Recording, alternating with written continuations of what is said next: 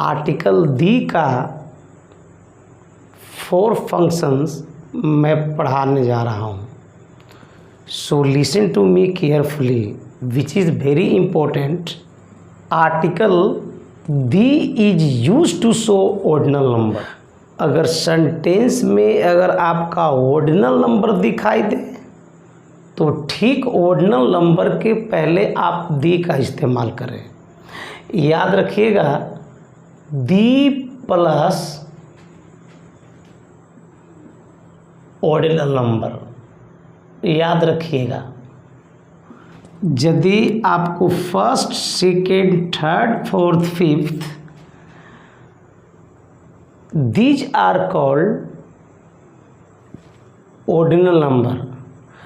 अगर ordinal number किसी sentence में हो तो इसके पहले आप दी का प्रयोग करें। Ram is first boy in this batch. You are watching this first, that's known as a ordinal number, and before ordinal number you have to use article the। याद रखिएगा, इस ordinal number के पहले ए नहीं आएगा, एन नहीं आएगा। Your answers will be C. Of the 2 questions you are watching this gap, first is gap. Of the 2 questions, first, what is this? First. So first is a ordinal number and ordinal number के पहले आपको article the लगाना है। तो यहाँ पे जो options होगा पहले दी आएगा। अब दी आएगा तो options the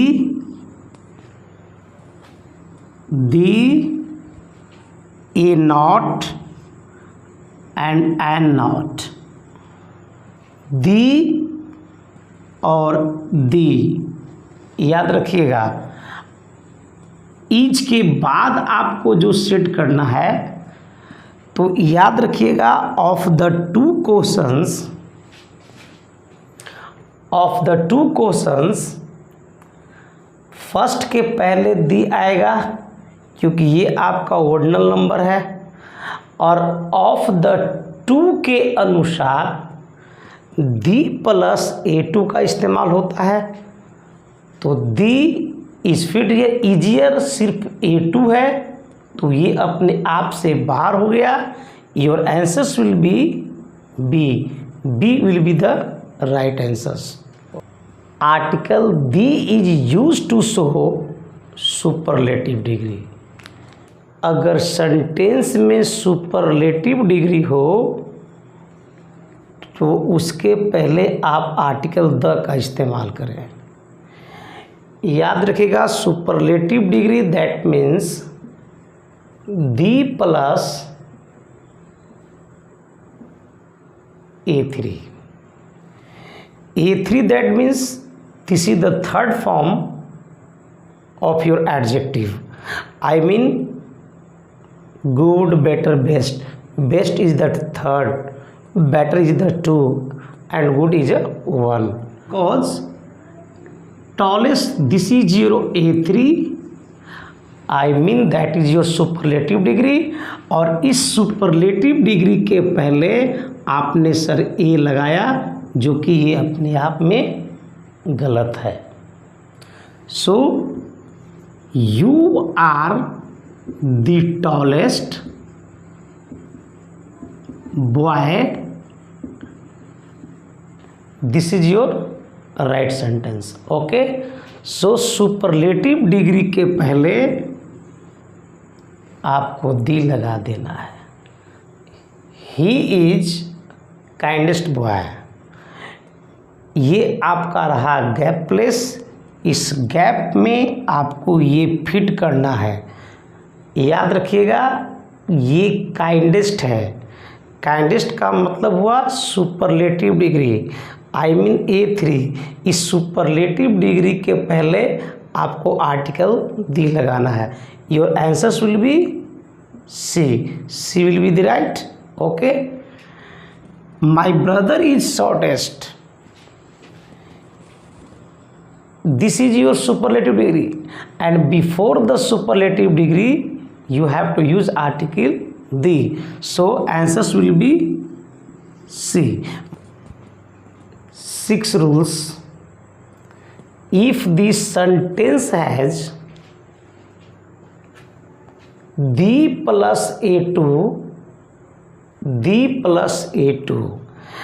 I mean this is called parallel. अगर आपको इस तरह का स्ट्रक्चर्स दिखाई देता हो तो याद रखिएगा ये दोनों को कंपेयर किया जाता है। याद रखिएगा, you are watching this comma, इस कोमा के जगह पर दैट, बट, याद रखिएगा किसी प्रकार का कंजंक्शंस का प्रयोग नहीं किया जाता है। यहाँ पर याद रखिए अपने आप में सर एक सेंटेंस होगा और सेंटेंस के ठीक बाद सर एक आपको कोमा दिखाई देगा, और याद रखिएगा फिर से दी प्लस A2 आएगा और इसके बाद आपको एक सेंटेंस दिखाई देगा। याद रखिएगा this structures is called the parallel, और पैरेलल की याद रखिएगा कोमा की जगह पर दैट और बट का इस्तेमाल बिल्कुल न करें। आई मीन किसी भी कंजंक्शन का इस्तेमाल ना करें। Comma is better here, not you can remove this comma and you have to fit here that, but, and I mean conjunctions may be wrong here, so you have to use comma. Okay, the higher you go the cooler you feel, the sentence is right. Okay, ये sentence आपका बिल्कुल सही है। याद रखिएगा the plus A2 subject verb comma the plus A2 और ये आपका सेंटेंस। सो याद रखिएगा इस स्ट्रक्चर्स पर ये आपका सही है। याद रखिएगा यदि सर पैरेलल हो तो the plus A2 plus subject plus verb comma the plus A2 plus subject plus verb. आप इसको स्ट्रक्चर वाइज इस तरह से भी कर सकते हैं। एग्जाम्स में कभी आपको ये गड़बड़ी करता है, कभी दी को हटा देगा। यदि आप कॉमन एरर बनाओगे, सेंटेंस इम्प्रूवमेंट बनाओगे या फिर फिल इन द ब्लैंक्स बनाओगे तो गलतियां कहीं से भी हो सकती है। याद रखिएगा कभी कभी दी को छोड़ देगा तो यहाँ और यहाँ में मैच करना होगा। हो सकता है कि इस पार्ट में दी को हटाया हो सकता है कि दी इस पार्ट में हटाया हो सकता है कि कोमा के जगह पर कंजंक्शन को फिट कर दिया हो, या हो सकता है कि A2 के जगह पर दी A3 फिट किया हो।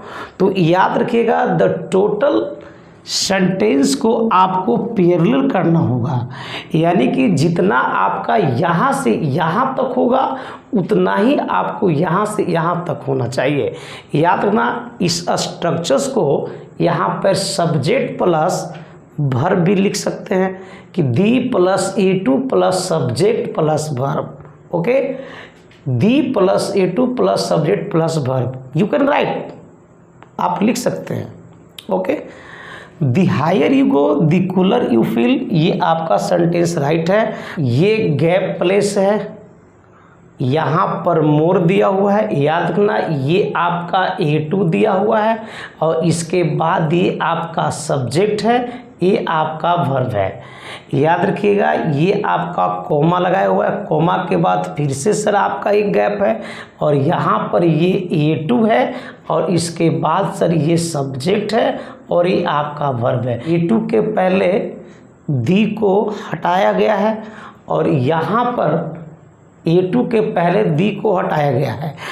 आई मीन यहाँ पे दो फिलर्स है, ऑप्शंस भी है, क्या दी प्लस ए होगा? यहाँ दी तो होगा लेकिन यहाँ ए नहीं होगा, तो ये आउट हुआ।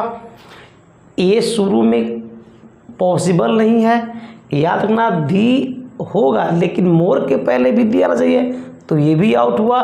Your answer will be D. अगर सेंटेंस में अगर ये ऑफ दैट मीन्स प्रेपोजिशन, याद रखिएगा यदि ये प्रेपोजिशंस है तो याद रखिएगा ये आपका एक स्पेसिफिक पॉइंट होता है। इस नाउन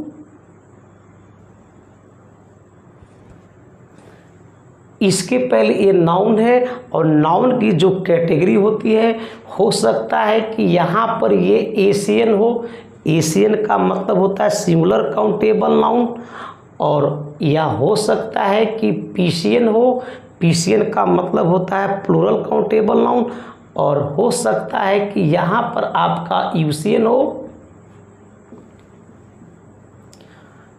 यानी कि अनकाउंटेबल नाउन।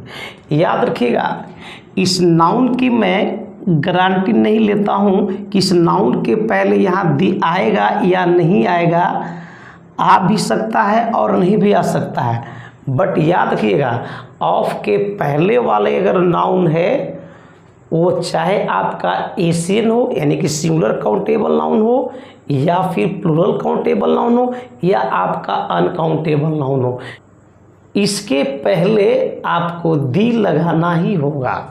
याद रखिएगा इस वर्ड के पहले, इस नाउन के पहले आपको दी लगाना होगा, क्योंकि ये जो प्रेपोजिशंस ऑफ है ये इस नाउन का स्पेसिफिक बनाता है, एक डिफिनिट बनाता है। इसी वजह से यहाँ सिंगुलर काउंटेबल नाउन हो या प्लूरल काउंटेबल नाउन हो या अनकाउंटेबल नाउन हो, जनरली हम लोग अनकाउंटेबल के पहले आर्टिकल दी का प्रयोग नहीं करते हैं, but it's not like that. अगर यहाँ पर सिंगुलर काउंटेबल नाउन हो या अनकाउंटेबल नाउन हो या प्लूरल काउंटेबल नाउन हो, आपको दी लगाना है। दिस सेंटेंस इज राइट और wrong? This sentence is wrong. You can ask me questions why? Answer is that this is your preposition of, और इस ऑफ के पहले this class that's your noun, and boys this is also noun. Boys this is a PCN, ये plural countable noun है, इसके पहले आपको the लगाना ही होगा। Boys of this class are good, ये गलत है। The boys of this class are good. This sentence is right. Okay.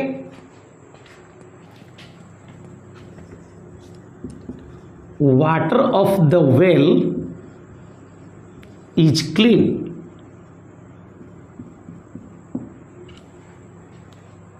This sentence is wrong. Why? Water of this well is clean. याद रखिएगा ये this is your prepositions of, और इस of के बाद याद रखना ये वेल नाउन है और यहाँ पर सर एक वाटर नाउन है। याद रखना यहाँ पर ये जो वाटर है यूसियन है, but this is your definite, और डिफिनिट के लिए सर हम दी का इस्तेमाल करते हैं। सो ये सेंटेंस गलत है। Sentence should be the water of the well is clean. This is your right sentence. At a glance, at a glance का मतलब होता है एक नज़र। इस पे ज़रा ध्यान दीजिएगा। हमने बताया आई जस्ट टाउट यू कि ऑफ के ठीक पहले नाउन के पहले चाहे वो नाउन एशियन का हो या पीशियन का हो या यूसियन का हो, you can use the, okay, but at a glance of this is your preposition, and इसके बाद भी एक नाउन है, इसके पहले भी एक नाउन है, एक सेम टू सेम ही है। बट रिमेंबर वन थिंग कि इस नाउन और इस नाउन के बीच में एक अगर रिलेशंस हो, और रिलेशंस के साथ साथ याद रखिएगा मैं प्लस की बात करता हूँ, इस दोनों नाउन के बीच में रिलेशन है, और रिलेशन के साथ साथ यदि उसका कोई पीस हो, यदि उसका कोई पार्ट हो या कोई यूनिट हो, तो याद रखिएगा ए एन का भी प्रयोग होता है। ये कोई ज़रूरी नहीं है कि ऑफ के पहले वाला नाउन के पहले हम द ही लगाएंगे, ये कोई सर निश्चित नहीं है। ऑफ के पहले नाउन आएगा तो नाउन के पहले भी हम ए और एन लगाते हैं, बट कंडीशन इज दैट कि याद रखना उसमें एक पीस, पार्ट या यूनिट होता है, तो ए और एन लगाते हैं according to the word. Okay, इस ऑफ के वजह से अगर आप इस ऑफ के अनुसार चलिएगा तो यहाँ पर दी आना चाहिए, बट अगर आप दी को फिट करेंगे तो ये गलत हो जाएगा। अब क्यों गलत हो जाएगा? क्योंकि आगे सर आपका एक यूनिट दिया हुआ है, तो एक चीज़ याद रखना, इस यूनिट के पहले सर आपको ए लगाना है या एन लगाना है, दी नहीं होगा, दी आउट हुआ। अब ए और एन की बात आती है तो यूनिट याद रखिएगा, ये आपका आंसर ये हो जाएगा।